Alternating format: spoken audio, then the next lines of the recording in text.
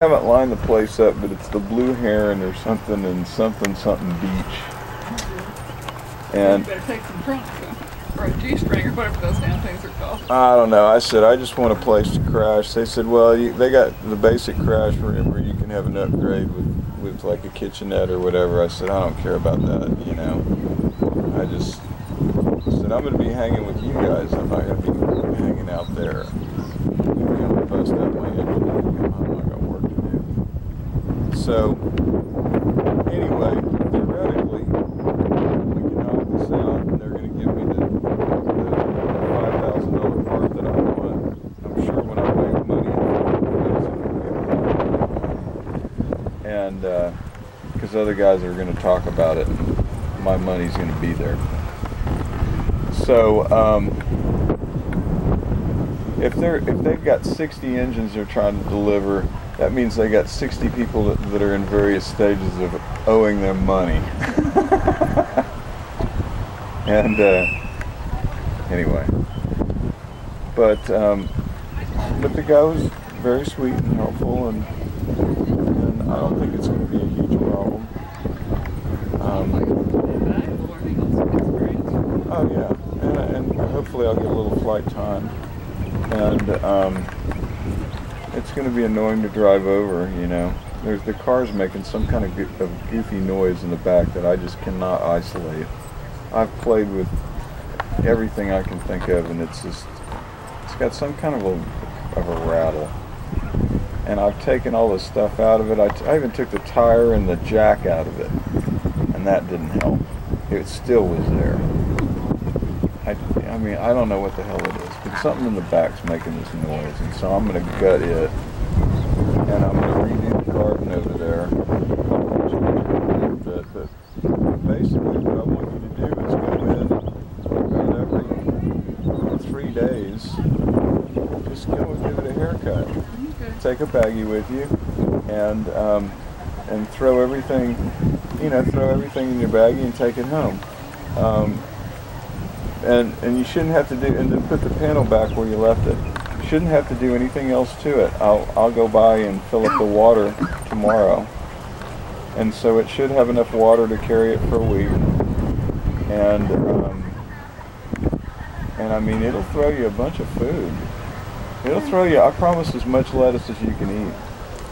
And I think I've got 2 kinds of lettuce, and then I've got 1 kind of mixed green. Now there's one lettuce that's in its own little container, and it's a butter lettuce or some kind of a gourmet lettuce, and I'm regrowing it. Don't mess with it, let it grow back before we harvest it. The one that's separated, don't mess with it. Yeah, you'll see it. It's in its own little bowl.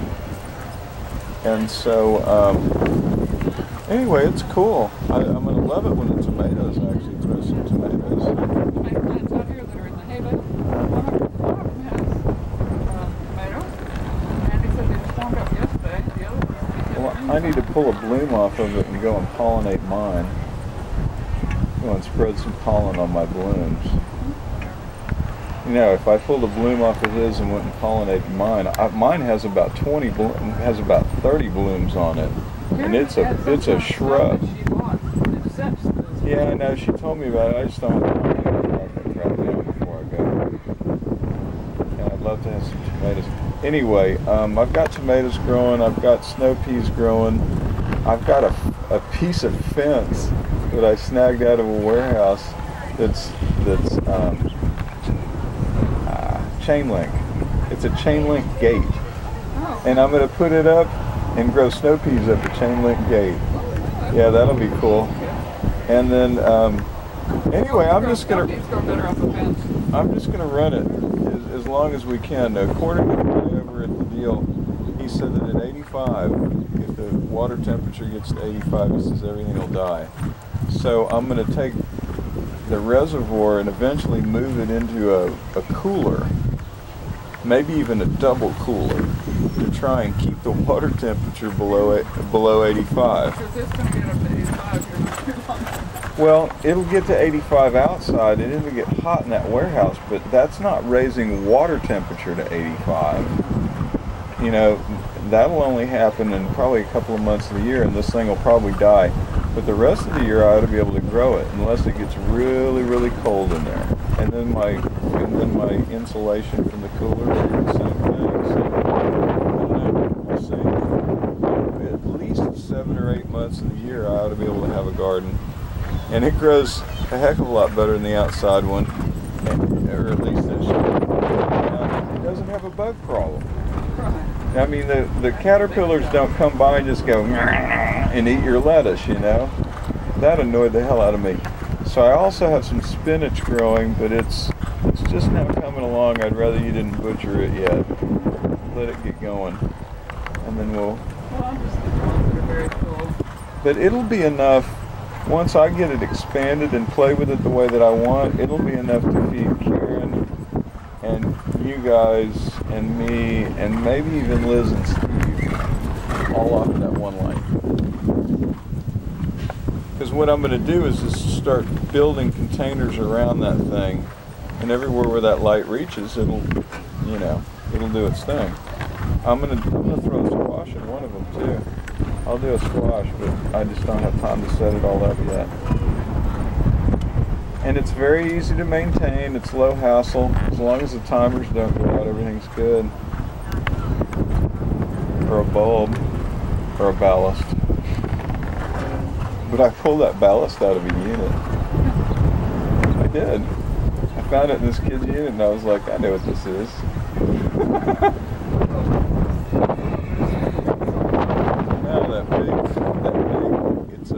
It was a light, an outside light. I just spent $4,000 to put lighting up over it. It's a high pressure sodium light. It's kind of like these arena lights of yours. Okay, but it's all built in one unit. You know, the transformer and the bulb and everything's all in one unit. I found it in a warehouse, and I was like, yeah, I know what this is. So I put it to work. Well, it's the deal that runs the bulb. Well, they put a extra large one. I think I paid $300 for the one that went in the front, and then they come on at dusk and go off at dawn. So that's what she wanted. The ones I have are motion sensitive over at fuel.